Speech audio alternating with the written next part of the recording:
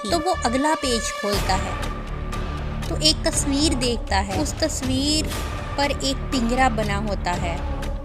वो ध्यान से देखता है तो उसे पिंजरे में अंधेरा ही अंधेरा नजर आता है, जो एक गार की तरह था, जिसमें उसे एक जिन नजर आता है जो आहिस्ता आहिस्ता उसकी तरफ बढ़ रहा था।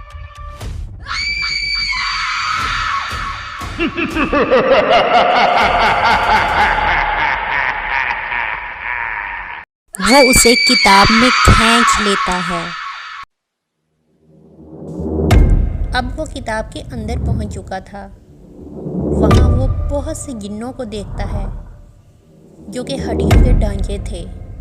वहाँ बहुत से लोगों की खोपड़ियाँ पड़ी हुई थीं। वो जिन और ढांचे उसके पीछे लग जाते हैं। वो डर कर वहाँ से भाग जाता है।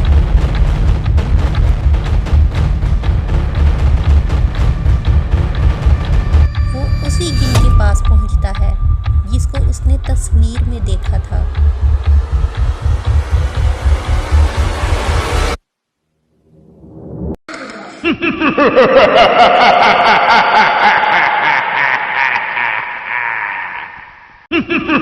वो आदमी कहता है, मुझे कुछ मत करना, मुझे जाने दो, मैं मरना नहीं चाहता।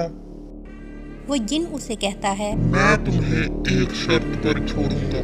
तुम यहाँ तक आ ही गए हो तो तुम्हें मेरा एक काम करना होगा।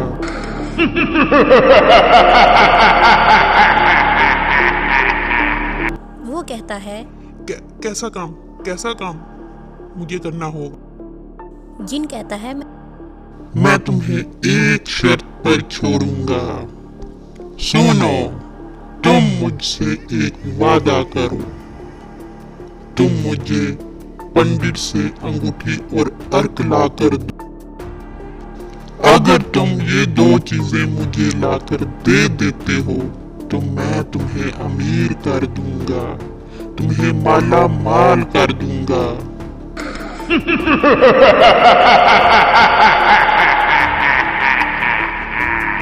अब उसका खौफ कम हो जाता है और वो मान जाता है, क्योंकि दौलत का लालच उसके दिल में आ गया था। जिन उसको दरवेश का पता बताता है और कहता है, अगर तुमने मुझसे किया वादा पूरा ना किया मैं तुम्हें जान से मार दूंगा। फिर वो अचानक किताब से निकलकर बाहर गिर जाता है। जब उसे होश आया तो वो समझ चुका था कि ये जिन सच में उसकी जान ले सकता है और उसे मार सकता है। वो फौरन जिन की बताई हुई जगह पर गया जो कि पहाड़ों में थी।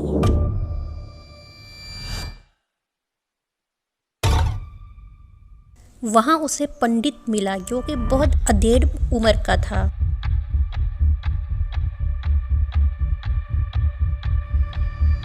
वो उसे अंगूठी और अर्क मांगता है। पंडित कहता है, तुम्हें वो जिन के लिए चाहिए ना, मैं वो तुम्हें नहीं दे सकता क्योंकि तुम नहीं जानते। वो जिन बहुत झूठा और फरेबी है। वो तुम्हें धोखा दे रहा है। इस अर्क और अंगूठी के बारे में उस जिन के अलावा किसी को भी कुछ इल्म नहीं। मुझे बताओ, जिन ने तुमसे क्या कहा है? और अपना मतलब पूरा हो जाने के बाद वो तुम्हें भी जिंदा नहीं छोड़ेगा। लेकिन वो उसकी एक नहीं सुनता और उसे दौलत का लालच होता है। वो दरवेश से लड़ झगड़ कर वो चीज़ें ले जाता है और अपने घर के अंदर आ जाता है। जब वो घर में आता है उसे किताब नहीं मिलती।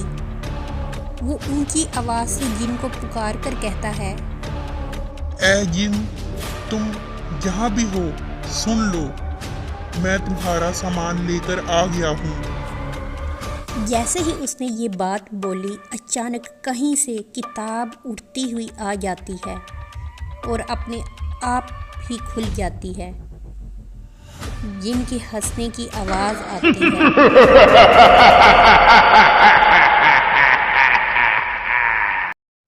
जिन कहता है, तुमने मेरी ख्वाहिश पूरी कर दी,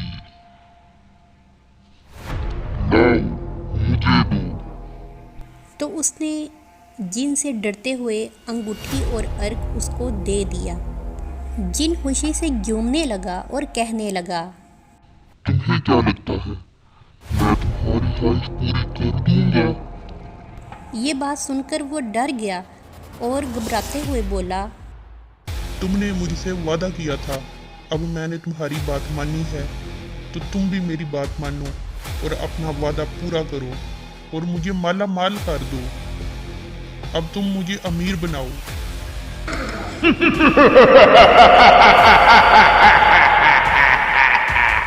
जिन कहता है, जाओ, खुश हो जाओ, मैंने तुम्हारी जान बख्श दी।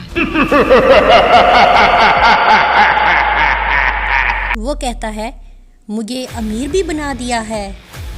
जिन कहता है, मैंने तुम्हारी जान बख्श दी, क्या ये तुम्हारे लिए काफी नहीं? तुम्हें तो खुश होना चाहिए कि मैंने तुम्हें ध्यान से नहीं मारा।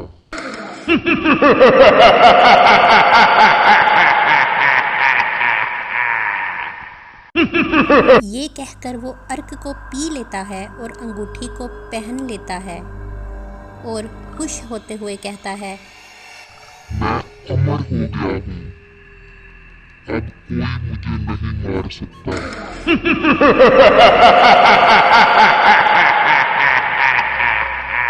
उसे जिन की ये बात सुनकर बहुत ही दुख हुआ और कहने लगा, ये मैंने क्या कर दिया है? और जिन से कहता है, तुमने मुझे धोखा दिया है, तुमने मुझसे झूठ बोला।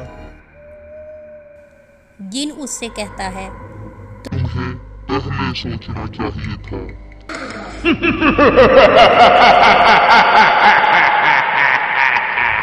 और गायब हो जाता है। वो जिन लोगों पर जाकर जुल्म करने लगता है, उन पर पत्थर बरसाता है, लोगों को बिला वजह तंग करता है। वो बहुत पछता रहा था। वो पंडित के पास जाता है और सब कुछ बताता है और अपने किए की माफ़ी भी मांगता है। कहता है, मैंने तुम्हें पहले ही बता दिया था, लेकिन तुमने मेरी बात नहीं सुनी। अब वो बहुत ताकतवर हो गया है, उसे मारा भी नहीं जा सकता। जाओ, अब कुछ नहीं हो सकता। तो वो पंडित से इसरार करता है और कहता है, मैं लालच में आ गया था, लेकिन अब मेरी आंखें खुल गई हैं। अब आप ही हैं जो कुछ कर सकते हैं, प्लीज आप कुछ करें। पंडित ने थोड़ी देर सोचा और कहा, एक हल है, और वो ये कि उसे दोबारा उसी किताब में कैद कर दिया जाए, जो कि इतना आसान नहीं है, क्योंकि मैंने उसे जिस किताब में बंद किया था, वो किताब अब मैं नहीं जानता कि कहाँ है। वो कहता है, वो किताब तो मेरे पास है। तुम्हारे पास वो किताब कहाँ से आई? मेरी लाइब्रेरी में ये किताब थी, मैं खुद भी नहीं जानता कि ये कहाँ से आ गई। तुम फौरन वो किताब लेकर मेरे पास आ जाओ। तमाम जिन आज़ाद हो चुके हैं और वो पूरे शहर में तबाही मचा रहे हैं। इन्होंने कई घरों को आग भी लगा दी है। वो किताब लेकर आ जाता है और पंडित कुछ मंत्र पढ़कर उस जिन को बुलाता है। जिन वहाँ पर आ जाता है और पंडित से कहता है, देखो, तुमने मुझे इस किताब में बंद कर दिया था, अब मैं आजाद हूँ।